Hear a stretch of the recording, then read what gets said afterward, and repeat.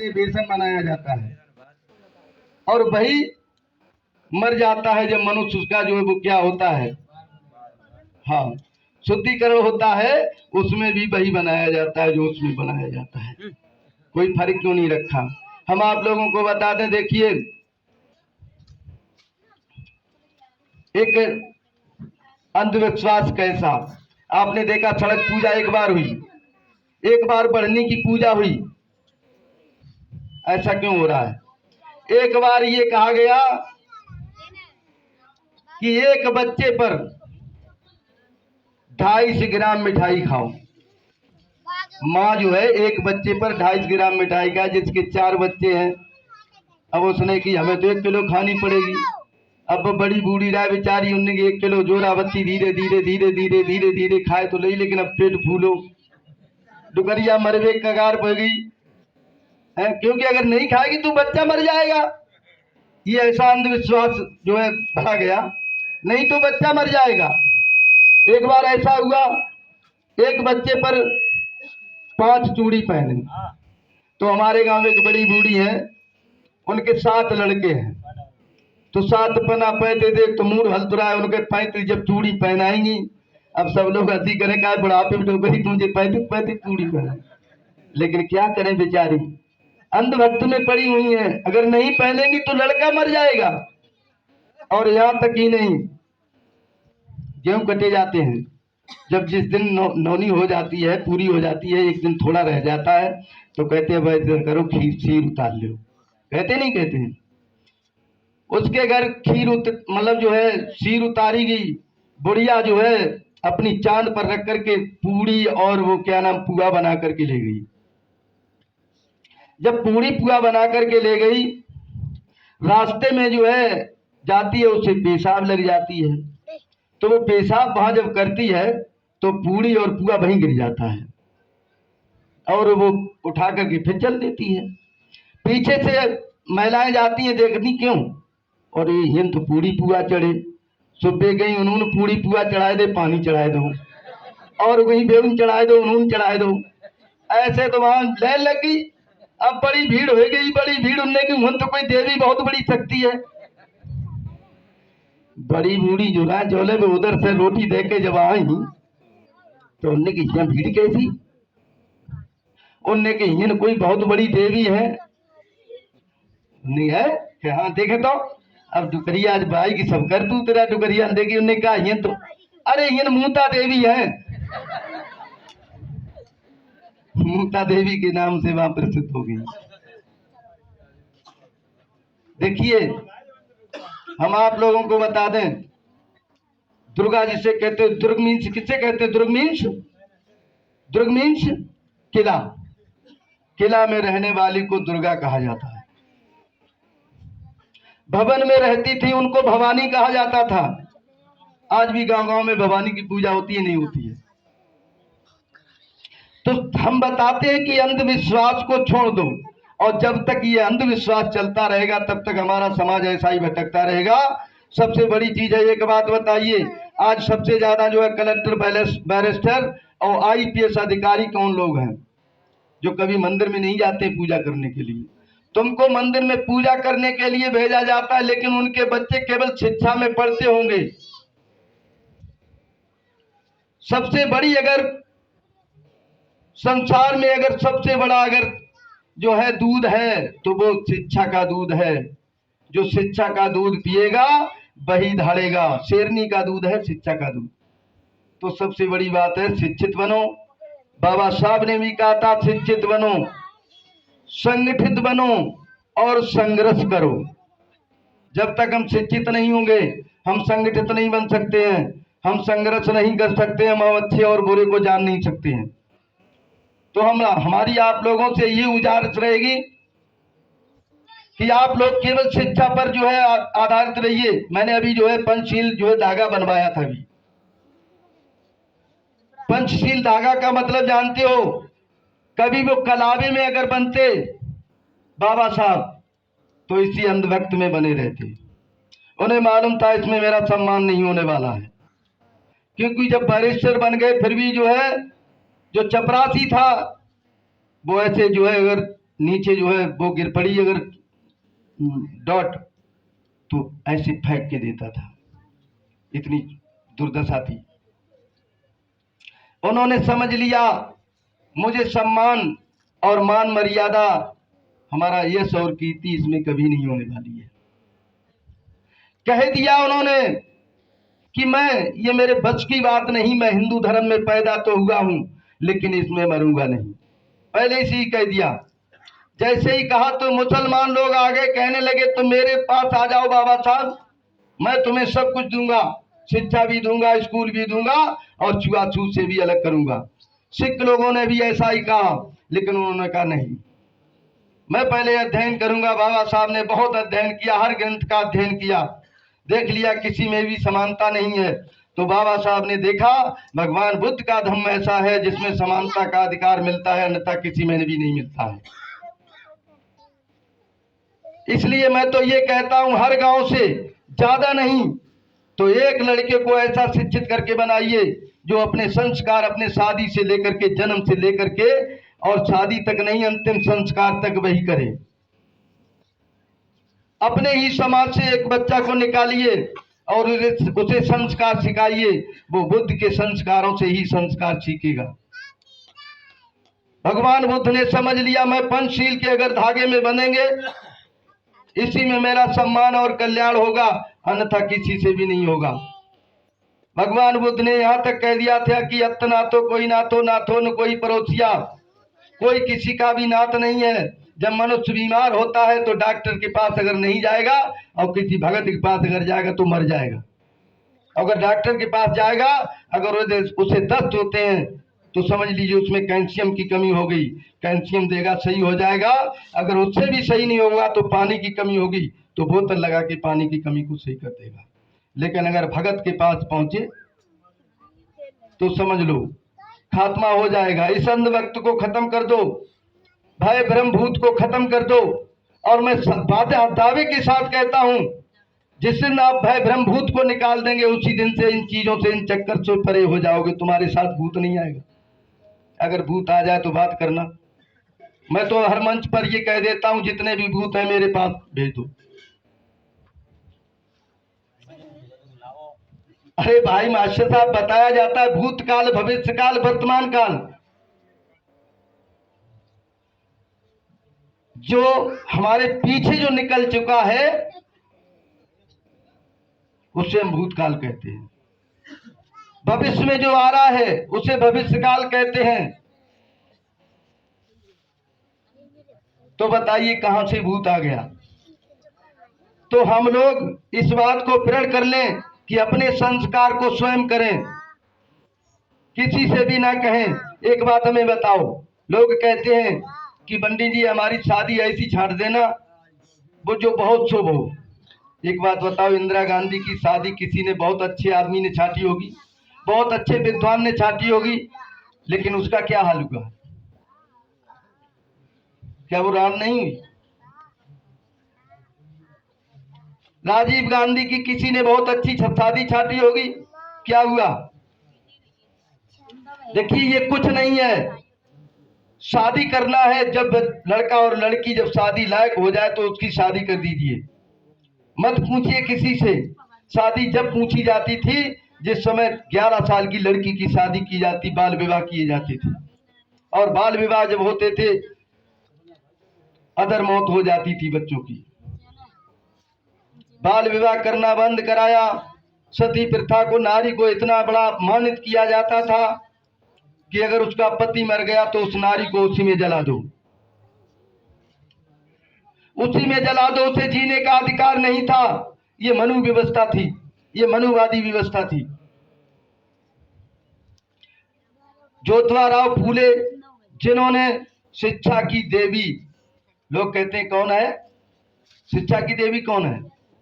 सरस्वती कह देते हैं, लेकिन सरस्वती नहीं है। ध्यान कीजिए, ज्योतिबा राव फूले, जब नारियों को पढ़ने का अधिकार नहीं था, ज्योतिबा राव फूले ने और सावित्रीबाई फूले ने इतना बड़ा जो है संघर्ष किया नारियों को पढ़ाने के लिए।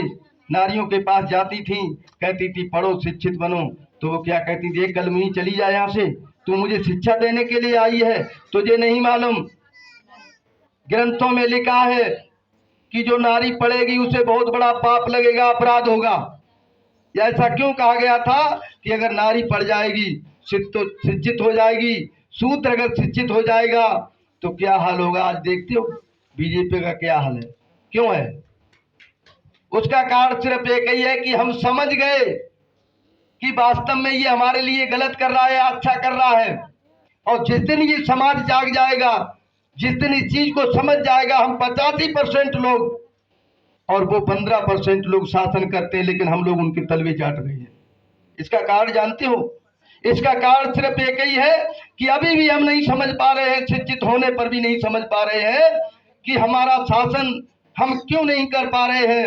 हम 85% और वो 15% लोग जो है शासन करते हैं। हमें ST SC OBC माइनॉरिटी में बांट दिया गया। यादव कहता है मैं बहुत बड़ा हूँ, साक्य कहता है मैं बहुत बड़ा हूँ, जाटव बहुत छोटा है, मेहतर बहुत छोटा है, ये बहुत छोटा है, वो बहुत छोटा है, SC SC के नहीं खाता है। पहले बैकवर्ड वाले के नहीं खाते थे सर, खाते थे? नहीं खाते थे, कहते नहीं हम कच्ची नहीं खाएंगे, पक्की खाएंगे।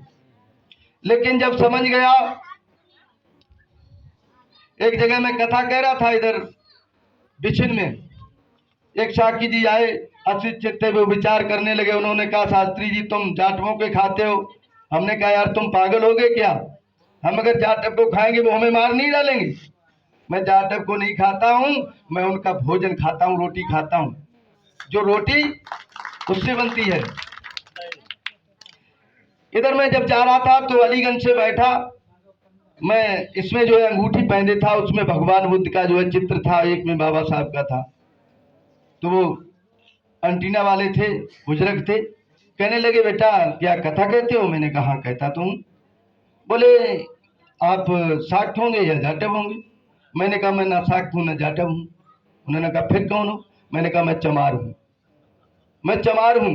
कहने लगा बेटा तुम भी कुछ भी कहो, लेकिन मैं नहीं कहता हूँ। मैंने कि मैं कहता हूँ, मैं कहता हूँ, और आप भी हैं चमार। एकदम आग बबूला हो गया, कहने लगा तुम बहुत गलत बात करते हो, कल के लौंडे हो, और हमें भी तुम चमार बताते हो। मैंने कहा सत्य में कहता हूँ। देखिए चा माने चमड़ा, माँ माने मांस, और रा माने रक्त। क्या तुम चमड़ा से नहीं बने हो? क्या तुम रक्त से नहीं बने हो? क्या तुम मांस से नहीं बने हो? अगर नहीं बने हो, इन चीजों को निकाल दीजिए, इसमें निकालो। देखिए मैं एक बात को बता रहा हूं, जो लोग वास्तव में रक्षक थे उन्हें भक्षक बना दिया, केवल झूठा एक जो है जाल बिछा करके। हम लोग जिन्हें हम हरिजन कहते हैं, हरिजन का मतलब था हरि के जन, हरि के जन। और हरि कौन थे मालूम? हरि यहाँ का सबसे बड़ा शासक था। तो बुजुर्ग कह देते थे बई उखारी हुई खरी, और कह रहा है राम, कह रहा है हरि। हरि एक बहुत बड़ा व्यवहार था, बहुत बड़ा पैसे वाला था, लेकिन वो शूद्र था। बहुत बुरा लगता था लोगों को। तो मैं आप लोगों से यही गुजारिश करूंगा, शिक्षित बनो, संगठन करो, और इस बात को जानो कि वास्तविक में हमारे साथ में क्या हो रहा है। मैंने एक गीत लिखा है, और वो हमारे चैनल पर जो है ना शेखर साकी स्टूडियो के नाम से जो है आप लोगों को तक अवगत हुआ। मैंने गीत को गाया है। उसमें मैंने जब देखा, जब वहां पत्थर की मूर्ति को बना रहा था, तो मैंने समझ लिया ये भगवान को बना रहा है। तो मैंने एक गीत को लिखा था। उस गीत में लिखा कि अगर नस्ल आदम अरे न इंसान होता, तो धरती का नक्शा बियाबान होता, तो धरती का नक्शा बियाबान होता। अगर इंसान नहीं होता तो सब कुछ ये वीरान होगा, सब कुछ वीरान होता। नहीं धर्म होता, न ईमान होता, न हिंदू, न मुस्लिम, न क्रिश्चियन ये होता। न मंदिर में पत्थर का भगवान होता, अगर नस्ले आदम न इंसान होता। अगर इंसान नहीं होता ये कोई देवता नहीं होता, कोई भगवान नहीं होता, नहीं खेत होता न खलियान होता, न तोपे न बंदूक तलवार होता। ये कुछ नहीं होता अगर इंसान नहीं होता। बताइए, सबसे बड़ा तो इंसान है। इंसान से ही देवता बनता है, इंसान से ही भगवान बनता है। आज बताइए, बाबा साहब की हम जयंती जो मना रहे हैं, अगर ये इंसान नहीं होते तो जयंती को कौन मनाता? कौन बाबा साहब को मसीहा कहता? मैं कहता हूं, भगवान बुद्ध ने कहा, अत्त दीपो भव, अत्त दीपो भव, तुम स्वयं दीपक बनो। और जब तक स्वयं दीपक नहीं बनोगे तब तक कल्याण नहीं होगा। स्वयं दीपक बनो, स्वयं शिक्षित बनो, अपने बच्चों को शिक्षित करो। केवल यही सबसे बड़ा कल्याण है। और अंधभक्त को बिल्कुल छोड़ दो, त्याग दो। अंधभक्त जो है तुमको गड्ढे में ले जाएगा। अपनी दुकानों का चलाने का काम वो लोग करेंगे और तुम लोग सिर्फ क्या करोगे? केवल खेती करो चाहे मजदूरी करो, लेकिन तुम्हें वो चीज नहीं मिलने वाली। एक बात बताइए, एक आदमी को नौकरी दे दी जाए और एक आदमी को एक कॉलोनी दे दी जाए, 3 लाख की कॉलोनी हो, तो बताइए एक चपरासी का नौकर अगर बन जाए तो बताइए चपरासी का नौकर आगे बढ़ेगा या एक 3 लाख की कॉलोनी वाला बढ़ेगा? तुमको कॉलोनी दे दी जाएगी, तुमको कुत्ते जैसी जो ऐसे करके कौर फेंक दिया जाएगा, और वो कौर कौन सा है? जो 5 किलो राशन मिलता है, ये कौर है आपके लिए। ये तुमको वंचित करना चाहता है शिक्षा से। और आप लोग देखते होंगे, और हमारा समाज इससे बिगड़ भी रहा है। बहुत से लोग क्या करते हैं, वहीं से कोटे से लिया और वहीं से जो है दारू खरीद करके पी करके आ गए। हमारे घुटना में तो जो है ठेका खोला हुआ है, लोग लेते हैं वहां से। हमारे गांव के लोग जो है, उन्हें पहले नगला केल में मिलता था तो शायद कभी कभी बच जाता था, घर पे आ जाता था, लेकिन जब घुटने में मिलने लगा राशन, अब तो उनके मजे मजा बल्ले ही बल्ले हो गया। वहीं से लिया और वहीं बेचा और ठेके पर जाकर के पी लिया। तो सबसे बड़ी कमजोरी दारू है। दारू को रोकिए। अगर आपने दारू को न रोका, शिक्षा नहीं आप कभी प्राप्त कर पाएंगे, कभी अपने बच्चों को नहीं पढ़ा पाएंगे। तो बस हमारी सबसे यही गुजारिश है, और मैं सबसे यही चाहता हूँ, उम्मीद करता हूँ कि अपने बच्चों को पढ़ाइए, शिक्षित करिए, मजदूरी करिए, दुकान मत बनाइए, मकान मत बताइए, खेती मत करिए, मतलब जो है खरीदिए, लेकिन अपने बच्चों को शिक्षित बनाइए। इससे बढ़कर के कोई भी चीज नहीं है। और आज बाबा साहब का जो है जयंती 132वीं साल जो है ग्राहण की, 132 सालें हो चुकी हैं बाबा साहब की जयंती को मनाते हुए, बाबा साहब का जन्म को। तो बाबा साहब ने बौद्ध धर्म को स्वीकार, 1 नहीं 2 नहीं 10 नहीं 10 लाख लोगों के साथ में बौद्ध धर्म की दीक्षा को ग्रहण किया था। और ये कह दिया था कि ये मेरे बस की बात नहीं थी, मैं हिंदू धर्म में पैदा तो हुआ हूँ, लेकिन ये मेरे बस की बात है कि मैं हिंदू धर्म में मरूंगा नहीं।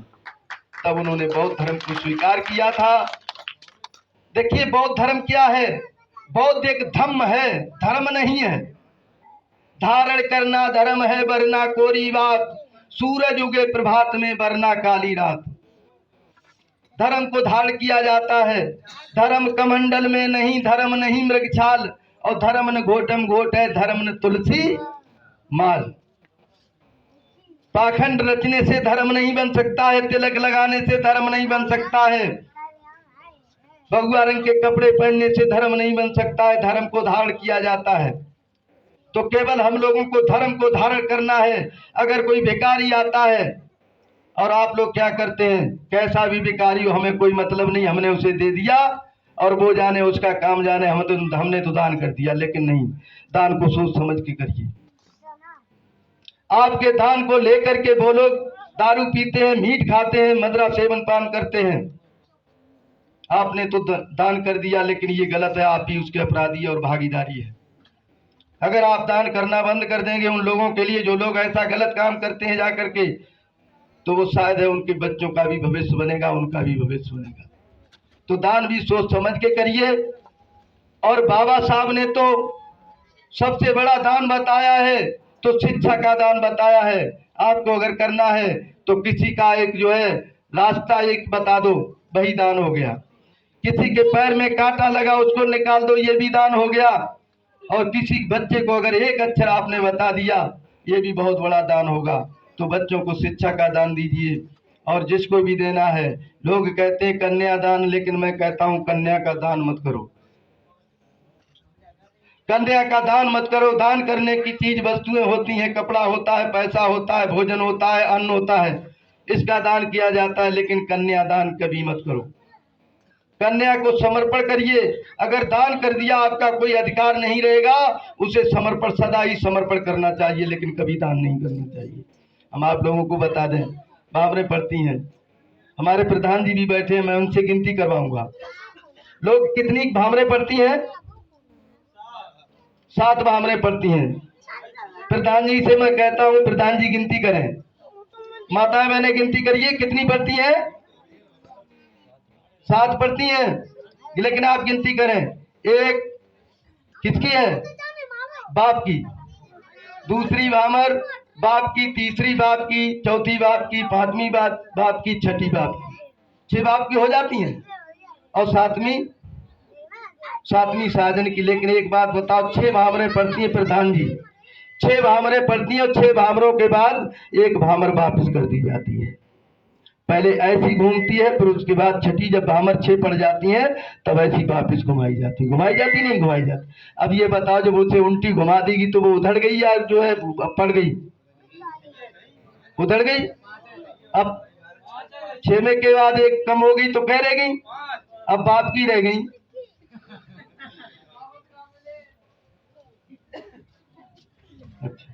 अब बाप की रह गई, बताइए अब उनकी भामर कहां चलेगी? साजन वाली। माफ करें, समर्पण करें, बेटी को समर्पण करें, दान न करें। दूसरी बात मैं बताता हूं, जितने महान पुरुष हुए हैं, भगवान राम की जो शादी हुई थी भामरों से हुई थी। केवल वरमाला पड़ी थी, वरमाला का स्वयंवर हुआ करता था। स्वयंवर का मतलब होता था बेटी स्वयंवर को चुनती थी, उसी को जो है शादी कहा जाता था। केवल स्वयंवर यानी बेटी जो है माला डाल देती थी, शादी हो गई। लेकिन भामरों की प्रथा नहीं थी, ये अभी आकर के बना दी गई है। तो इसलिए सभी भाइयों से बहनों से मैं करबद्ध प्रार्थना करता हूं, अपने को समझिए, अपने को पहचानिए, अच्छे मार्ग पर चलिए। बस मैं इसके साथ अपनी वाणी को विराम देता हूं। सभी लोगों से मेरा जय भीम। सभी लोग बोले जय भीम, जय भीम, जय भीम। नमो बुद्धाय, नमो बुद्धाय, नमो बुद्धाय। देखिए, नमो बुद्धाय का मतलब होता है मैं अपनी बुद्धि को नमन करता हूं। किसी बात को तब मानो तर्कों पर खरी उतर जाए, और बुद्धि विवेक पर जाकर के जब खरी कसौटी लग जाए। भगवान बुद्ध ने कहा था कि इसलिए मत मान लो कि मोटे मोटे ग्रंथों में लिखा है। बुद्ध ने कहा इसलिए भी मत मान लो कि किसी ने कहा उसे बुद्धि पर खरी उतारो तब मानो। सभी को मेरा प्रणाम है, मैं अपनी बात को ग्रहण करता हूँ। जय भीम।